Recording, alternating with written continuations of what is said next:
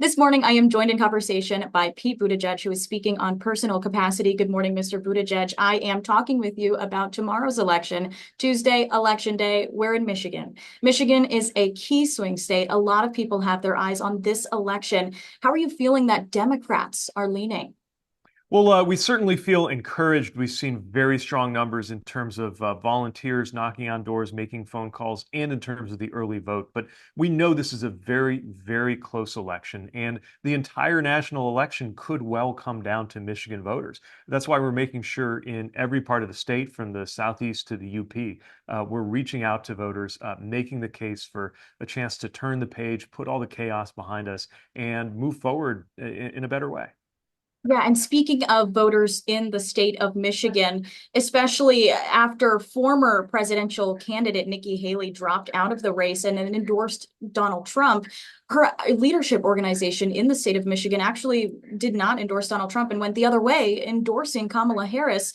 Why do you think that is? And do you think that's a trend that we will see with voters who were previously voting for Nikki Haley and now are left right in the middle?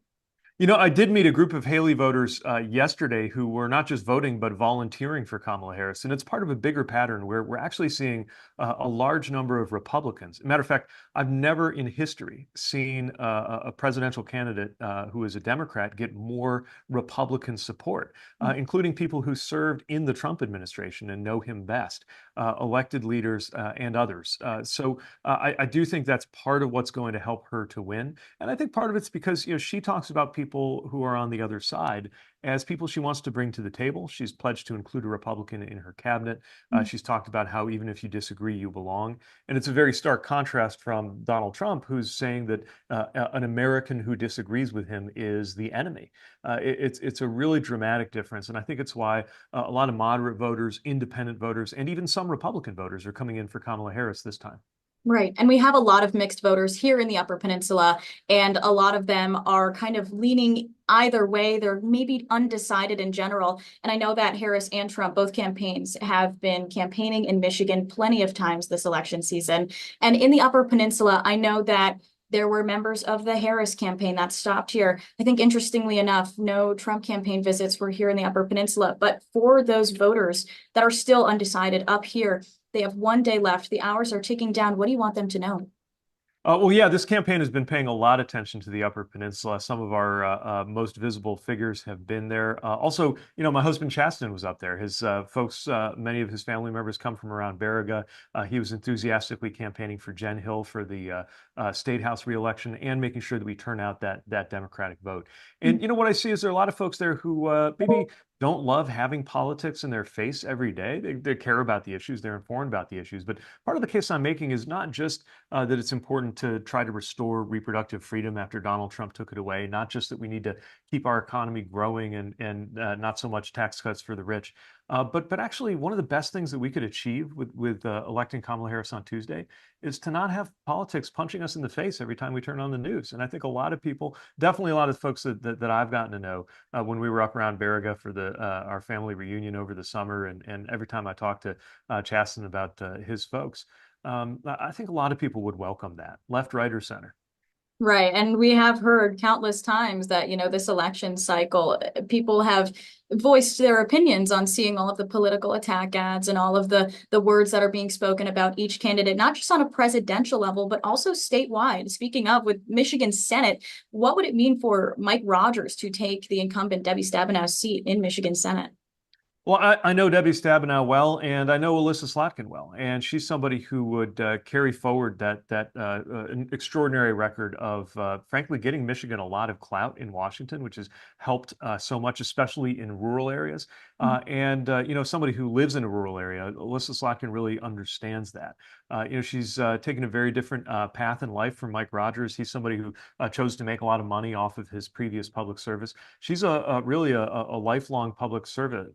Her service in the CIA, helping keep America safe, going into harm's way, and then being a nonpartisan official in the Pentagon before she decided she had to run for office because her conscience told her to get more involved that way.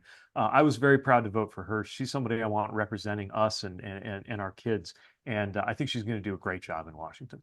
Okay, yeah. And I know that something else that I wanted to bring up, especially now that it broke over the weekend, is that pollster Ann Seltzer released the Iowa poll and said for the first time in quite a while that Kamala Harris was actually leading Trump in this traditionally red state. It's now blue by about 3 points, I believe. And that's something that a lot of people didn't see coming. Nobody really paid attention to Iowa this season, but with that being said, it is just one poll. But speaking from a swing state in Michigan, how does that affect our state and our voters?